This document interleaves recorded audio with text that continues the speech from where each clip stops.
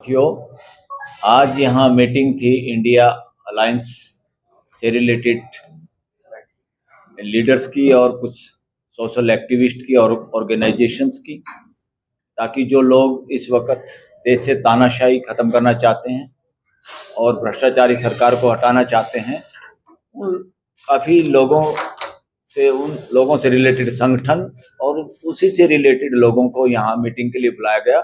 मैं भी उसी तत्वाधान में यहाँ आज आया और मैंने भी अपनी कुछ बात रखी। मेन बात ये रखी जो मैं खुद भी पहले चाहता था कि चाहे कांग्रेस का हो चाहे अपोजिशन के जो इंडिया अलायंस के लोग हों, वो दो तीन बातों पे जरूर काम करें, क्योंकि देश में सबसे पहले संविधान में संशोधन करके और नए आर्टिकल डाल के राजीव गांधी जब प्रधानमंत्री थे देश के, तब कांग्रेस की सरकार ने ही पंचायती राज देश में लागू किया था और उसको संवैधानिक पावर दी थी, उसको संवैधानिक संस्था बनाया था, संविधान में उसका उल्लेख किया था और काफ़ी एक नई सूची भी संविधान में डाली थी, ताकि लोकल गवर्नेंस जो है, जो गांव की पंचायत हो सकती है और जिला परिषद, ब्लॉक समितियां, नगर पालिकाएं, नगर निगम वगैरह जो भी हैं, जो तीसरे स्तर पे होता है। जैसे रेल में डब्बे में 3 सीट होती हैं सोने की, बर्थ जिनको कहते हैं, सबसे नीचे की बर्थ उन लोगों को दी जाती है जो बुजुर्ग होते हैं या सीनियर सिटीजन होते हैं या कोई दिक्कत हो, और वो सबसे आसान होती है, सबसे आराम से उसमें बैठा जाता है, उसमें चढ़ना नहीं पड़ता। इसलिए स्थानीय स्वशासन भी जो है, गांधी जी का भी जो सपना था कि देश के लोग अपनी गवर्नेंस खुद करें और लोगों को ज्यादा से ज्यादा हिस्सेदारी भागीदारी दी जाए, वो भागीदारी मिली तो थी कांग्रेस की सरकार में जब राजीव गांधी देश के प्राइम मिनिस्टर थे, मगर वो बहुत अधूरी है। अधूरी क्या है, अभी भी देश में एमएलए को कोई भी सरकार का ऑफिसर अफसरशाही सस्पेंड नहीं कर सकता। वो किसी स्टेट का एमएलए है तो वहां का secretary, chief secretary, DC, commissioner कोई सस्पेंड नहीं कर सकता अफसर। उसको सिर्फ सस्पेंड कोई कर सकता है तो विधानसभा के स्पीकर, और वो एक कार्रवाई होती है, एक प्रोसीजर होता है, उसके तहत सस्पेंड किया जा सकता है। इसी तरह एमपी, उसको देश का कोई अफसर सस्पेंड नहीं कर सकता, वो सस्पेंड होता है सिर्फ अपनी कार्रवाई के दौरान जब वो सदन में बैठता है। और करप्शन के सारे कानून एमएलए, एमपी, चाहे सरपंच हो, चाहे मेयर हो, चाहे पार्षद हो, जिला परिषद का मेंबर हो, सब पे बराबर कानून ऑलरेडी है देश में। उसके बावजूद भी देश में स्थानीय स्वशासन, लोकल गवर्नमेंट जो है, उसको आज तक देश में कमजोर बनाया गया। मैं तो चाहता था कांग्रेस के उसमें मैनिफेस्टो में वो भी शामिल हो, और वो आज मैंने इनका ध्यानाकर्षण किया है कि तुम्हें पन्ना प्रमुखों की जरूरत नहीं है। एक बार ये बात रखो देश में कि अगर इंडिया अलायंस की सरकार बनती है तो हम सबसे पहले देश के स्थानीय स्वशासन को अफसरशाही से मुक्त करेंगे। जिस तरह एमएलए, एमपी को कोई अफसर सस्पेंड नहीं कर सकता, ऐसे सरपंच, पंच, नगर पार्षद और इन लोगों को कोई भी अफसर सस्पेंड नहीं कर पाएगा और सच्चे में लोकतंत्र देश में स्थापित होगा। फिर देखना लीडरशिप कैसे पैदा होती है, गांव से और छोटे कस्बे से, छोटी पोस्ट से लीडरशिप पैदा होगी। फिर पार्टियों का जो ऊपर से नेता नीचे थोपे जाते हैं वो बंद हो जाएगा देश में, और सभी को अपोजिशन जो है इस वक्त देश के लोग इलेक्शन लड़ रहे हैं। इस बार अपोजिशन नहीं लड़ रहा, अपोजिशन तो एक सामने खाली स्वरूप में खड़ा है। देश के लोग वोट देने के लिए, सपोर्ट देने के लिए, नोट देने के लिए सारा देश तैयार है, क्योंकि देश चेंज करना चाहता है। अगेंस्ट बीजेपी और अगेंस्ट आरएसएस देश खड़ा है, और इसका एडवांटेज मिलेगा इंडिया अलायंस को। और ये एडवांटेज लेके ये लोग ये भी ना समझें कि हमारी वजह से या हम अच्छे नेता हैं या हमारे कैंडिडेट अच्छे थे इसीलिए ये जीत गए। नो, इस बार जनता को ये श्रेय देना होगा इंडिया अलायंस की सरकार बनने पे, और अपने आप में ज्यादा फिर चौधरी ना बने, देश के लोगों के हिसाब से काम करें। वही सजेशन आज हमने इंडिया अलायंस के जो इन लोगों के पार्टियों के पदाधिकारी आए थे उनके सामने ये बात रखी। और जो एक्टिविस्ट लोग हैं, इस सरकार में बोलने पे पूरा प्रतिबंध है, बहुत लोग डरते हैं। जो अपोजिशन के लोग थे काफी तो दिन में अपनी पार्टियों में रहते, रात को बीजेपी में होते हैं। कितने लोग डर डर के चले गए, 2 जगह कैसे एमपी अनअपोज बना लिए, कैसे कांग्रेस के लोगों ने अपना पर्चा वापस ले लिया, दूसरे लोगों ने भी डर के ले लिया, किसी पे मुकदमा लगा के, किसी भय दिखा के दिल्ली के कांग्रेस के अध्यक्ष भाग गए, और आप पार्टी का भी एक मंत्री भाग गया। ये सारे के सारे प्रेशर में है। आप अंदाजा लगाइए, जब ये पार्टियां चुप थी, इन पार्टियों के नेता चुप थे, तब जो देश में बोल रहे थे एक्टिविस्ट या सुप्रीम कोर्ट में जो वकील बोल रहे थे बिना उसके मुकदमों के, देश के लिए ईवीएम का मुद्दा जो साथी उठा रहे थे पूरे देश के अंदर, पूरे देश का ध्यान आकर्षण किया, पूरे देश में जोश भरने का काम किया और पूरे देश को ये लगा कि उठिए, देश की जनता ही असली देश की मालिक है, कोई नेता एमएलए एमपी देश के मालिक नहीं है, देश की जनता जनरल बॉडी है इस देश की। अगर यहां तक कहा सुप्रीम कोर्ट के वकीलों ने तो कि देश की हमला किया गया, देश में सरकार नाम की चीज नहीं है, तानाशाही चल रही है। और तानाशाही के कहने पे अगर कोई कहता है तो तानाशाही जो लोग चला रहे हैं, कईयों को डराया जाता है, मुकदमे किए जाते हैं। और तानाशाही नहीं तो क्या है? कानून के हिसाब से देश नहीं चल रहा है।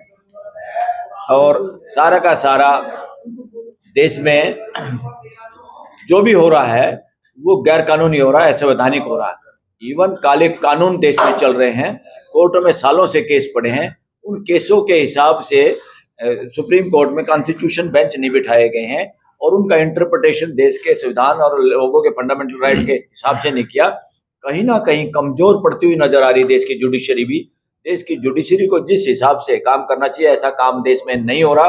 अदरवाइज जितना भ्रष्टाचार और तानाशाही देश में बढ़ती है वो सिर्फ और सिर्फ तब बढ़ती है जब देश की जुडिशरी कमजोर होती है। जितनी जुडिशरी कमजोर उतने देश में भ्रष्टाचार और तानाशाही ज्यादा।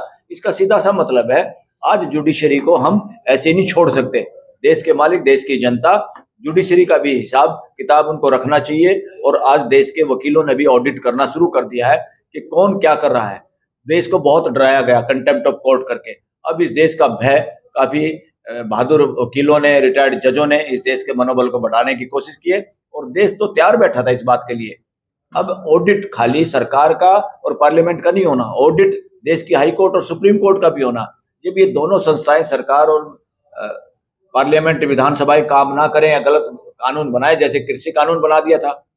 अरे भाई, देश मेजोरिटी के आधार पर कानून बनाने की बात नहीं करता संविधान करता सबसे डिस्कशन करो, डिबेट करो और जो जो स्टेक होल्डर है उन सब की बात सुनो, तब जाके तुम उस पे कानून पे वोटिंग तो तब कर सकते हैं जब सर्वसम्मति नहीं होती। तुम सर्वसम्मति बनाने के लिए अपोजिशन के लोगों को या दूसरे एमपीओ को बाहर निकाल दो और चुपचाप अपनी संख्या के आधार पे उसकी तरफ मदारियों के बंदर की तरह कानून पास कर दो, तो तब लोग कहाँ जाएं, देश कहाँ जाए? या तो सड़कों पे जाए तो गोली चलाओ, उनके रास्ते रोको। दिल्ली में देश के लोगों को आने ना दिया जाए। ऐसी बदमाशी तो दुनिया के किसी देश में हिटलर ने भी नहीं की थी। लोग इस देश बात को याद किए हुए हैं। मणिपुर की बेटी इस पूरे देश की बेटी थी। हर माँ बाप की आंखों में आंसू था जब टीवी पे देख रहे थे लोग या सोशल मीडिया पे देख रहे थे। कोई भी बाप था वो उसमें अपनी बेटी की शक्ल देख रहा था, कोई भी हस्बैंड था वो अपनी पत्नी की शक्ल उसमें देख रहा था कि किस तरह की गुंडागर्दी दुनिया में ये चल रही है। देश में जो गुंडागर्दी चल रही है उसको बर्दाश्त नहीं कर रहा। सब लोग उसको हटाना चाह रहे हैं, बीजेपी को। और आरएसएस के प्रति बहुत नकारात्मक मेंटेलिटी देश की हो गई है, क्योंकि पीछे तो असली ताकत तो आरएसएस है। आरएसएस बहाने ढूंढ के कई बार उल्टे पुल्टे बयान देती, गुमराह करने की कोशिश करते हैं। भागवत जो है बार बार जो बयान देता है वो बड़े षड्यंत्र से बयान देता है। वो आदमी वो पूरा षड्यंत्रकारी तो बैकअप में है लोग आरएसएस के रूप में। ये क्या करते हैं, जब सरकार को क्या नुकसान हो रहा तो पीछे से कोई ऐसा बयान देना चाहेंगे उसे मरहम मट्टी लगाने के लिए, लोगों को गुमराह करने के लिए। अब इस झांसे में देश आने वाला नहीं। किसानों को इनको ऐसी तैसी की, किसानों की, मजदूरों की, छोटे दुकानदारों की, कोई समाज का तबका छोटा नहीं। पूरा बहुजन, चंद लोग जो सरकार में अनड्यू एडवांटेज फायदा उठा रहे हैं, या जो कमीशन पे कमीशन खा रहे हैं, या जो लोग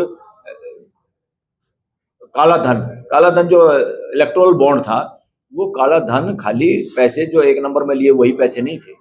बहुत सारी कंपनियां जिनके पास प्रॉफिट ही नहीं, जिनके खाते में पैसे नहीं, उनके खाते में पैसे कहाँ से आए? इसकी जांच होनी चाहिए। वो खाते में पैसे, प्रॉफिट ही नहीं तो खाते में पैसे कहाँ से आए और उन्होंने कैसे वो दिए? उसके पीछे बहुत बड़ा रैकेट है, गैस का रैकेट है। गैस को कैसे कंपनियों को दिया गया, कंपनियों ने कैसे उसको वाइट करके बीजेपी को दिया और बीजेपी का वो पैसा कहाँ गया, ये सब जांच का विषय है जो आने वाली सरकार को इसकी जांच करनी पड़ेगी। बहुत बड़ा स्कैंडल वो होगा। अब तो कोविड पे आ गया, कोविड की वैक्सीन सरेआम।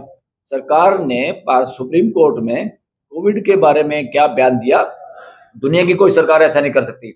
इन्होंने कहा हमने तो जबरदस्ती लगाई नहीं, जिसने लगवाई उसको लगा दी। इतना बड़ा झूठ इसी देश की सरकार, इसी देश की सुप्रीम कोर्ट में बोल रही है। तो देश को ऐसी सरकार चाहिए क्या? तो देश सब समझ गया है और सरकार ये बदलने वाली है। इसमें चालाकी ये जो करने वाले हैं, नोटा का प्रोविजन होने के बाद किसी एक कैंडिडेट भी अगर कहीं से रह जाए तब भी इलेक्शन होना चाहिए, क्योंकि नोटा का अधिकार लोगों के पास है। उस नोटा के अधिकार से ये तो नहीं है अगर वो ज्यादा वोट दे देंगे वो नहीं बनेगा, ये अधूरा अधकचरा कानून है वैसे तो। अदरवाइज तो नोटा की वोट अगर ज्यादा हो जाए तो कोई भी वहां से डिक्लेयर इलेक्शन कैंसिल कर देना चाहिए, ताकि वो जो जिस तरह के लोगों को लोग पसंद नहीं करते, भाई तुमने तो गधे लोगों को टिकट दे दिया, हम इनको पसंद नहीं करते, चेंज यूर कैंडिडेट, तो वो होना चाहिए था। नोटा का कानून भी लॉलीपॉप है, अगर लॉलीपॉप होने के बावजूद भी वहां इलेक्शन होना चाहिए, ताकि देश को पता चले कि जो लोग विनिंग होके आए हैं उनको जनता ने पसंद नहीं किया, चाहे वो बेशक एक हो, गुजरात में जो हुआ, एक और जगह एक सर्टेन लिमिट तक जा करके उसको डिस्क्वालीफाई कर। हाँ, वो बाद में वो है, इलेक्शन तो वहां जरूर होना चाहिए। और जो हिम्मत कैसे हो रही है, हाई कोर्ट और सुप्रीम कोर्ट के होते हुए भी इस तरह की हिम्मत कैसे हो रही है? सो मोटो एक्शन लेना चाहिए हाई कोर्ट और सुप्रीम कोर्ट को ऐसे मामलों में, मगर कोर्टें चुप क्यों हैं? कोर्टें कोई मुकदमा लेके जाता तभी सुनते हो क्या? कोर्ट की आंखें और कान खुले रहने चाहिए हाई कोर्ट और सुप्रीम कोर्ट के, वो लगातार देश को देखते रहे न्यूज में क्या आ रहा है, कोई भी उनको मिस हैपनिंग होती है तो तुरंत उसको ये नोटिस भेजना चाहिए, भाई बताओ हमें ये क्या हुआ है, इसमें गड़बड़ की आशंका है और समाज में ये खलबली मचाने वाली बात है। अब जहां से लोग टिकट किसी को देते वो वापिस ले लेता है। अरे भाई वहां कांग्रेस पार्टी से पूछो, क्या तुमने उसको कहा है कि वापिस ले लो? अगर अपनी पार्टी जिसने टिकट दिया था वो कैसे ले सकता है वापिस? क्यों लिया? अगर लिया तो इसका मतलब कोई भ्रष्टाचार हुआ, और भ्रष्टाचार को खत्म करने की जिम्मेवारी और संविधान को बचाने की जिम्मेवारी सुप्रीम कोर्ट और हाई कोर्ट की है। तो ये क्या हो रहा है? तो ऐसे ही हमने एक सजेशन और दिया था, जो एक्टिविस्ट है, जो लगातार पहले जब इस देश के पॉलिटिकल लोग भी नहीं बोल पा रहे थे, बड़े बड़े नेता नहीं बोल पा रहे थे, जो लोग उन्होंने मशाल जलाई बोलने की, राइट टू एक्सप्रेशन की और संघर्ष की, और ईवीएम के खिलाफ भी आवाज उठाई, और देश के अलग अलग कोणों से जो लोग इस तरह की भाषा बोलते रहे, लगातार विपरीत परिस्थितियों में सरकार के खिलाफ बोलते रहे, और बिना किसी केस से, बिना किसी नुकसान के डर और भय और लालच को छोड़ के, लात मार के जो लोग बोले हैं, तो इंडिया अलायंस के लोगों को, इन कैंडिडेट्स को, उन लोगों से संपर्क करना चाहिए, उनका जितना सदुपयोग कर सके वो करना चाहिए। और ऐसे टिकट लेके हवा में या समाज तो उनको, जैसे इमरजेंसी के बाद भी लोगों ने सरकार बदल दी थी, अब सरकार तो बदल जाएगी क्योंकि लोग चाहते हैं, मगर जो कैंडिडेट हैं या जो सरकार आएगी वो एक अच्छी व्यवस्था के लिए, अच्छी व्यवस्था देश में स्थापित हो और उसमें लगातार लोगों की भागीदारी हो, खाली एमएलए एमपी की नहीं। एमएलए एमपी तो गिनती के हैं, लगातार समाज की और स्टेक होल्डर्स की भागीदारी सरकार में हो, ऐसी चर्चा हुई। और हम सब लोग चाहते हैं और निवेदन करते हैं पूरे देश की जनता से भी कि इंडिया अलायंस के कैंडिडेट में जो सबसे ज़्यादा योग्य और जीतने वाला कैंडिडेट हो उसी को वोट दिया जाए, वोटों को बंटने ना दिया जाए, वोटों को कटने ना दिया जाए, और जाति धर्म को सबको छोड़ के एक ही जाति एक ही धर्म, वो है, वो जाति है बीजेपी हटाओ, वो धर्म है आरएसएस हटाओ। बीजेपी और आरएसएस और भ्रष्टाचारी और तानाशाही सरकार को हटाना ही पूरे देश की जाति और धर्म है। Thank you sir. बीजेपी ने एक नारा जो चिन्ह किया है इसके बारे में क्या कहें? मोदी कह रहे हैं कि जैसे 400 पार, अब कह रहे हैं कि मोदी सरकार, इसमें नारा में चिन्ह कर दिया है सर, क्यों? हाँ, ये देश किसी की बपोती नहीं है, कोई XYZ नाम की सरकारी सिबें नहीं होती। इस देश में संविधान में सिर्फ भारत सरकार की बात और राज्यों की सरकार की बात है। इसको मोदी की सरकार या आदमियों की या केजरीवाल की सरकार, किसी की भी नाम लेके, XYZ कोई भी हो, पोजीशन हो अपोजिशन हो, आदमियों के नाम पे सरकार चलाने की जो बात करते हैं ये सारे संविधान को समझते नहीं। इस देश का संविधान आदमियों पे नहीं जाता, इंडिविजुअल पे बात ही नहीं करता। गवर्नमेंट ऑफ इंडिया है और गवर्नमेंट ऑफ स्टेट्स हैं, ये आदमियों का जो नाम लेते हैं ये सारे के सारे बदमाश मेंटेलिटी के लोग हैं, और जिनके दिमाग में सिर्फ ये है व्यक्तिवाद। हमारा संविधान व्यक्तिवाद को जूते मारता है, हमारा संविधान तानाशाही को जूते मारता है, व्यक्तिवाद के लिए कोई जगह नहीं है भारतीय संविधान के अंदर।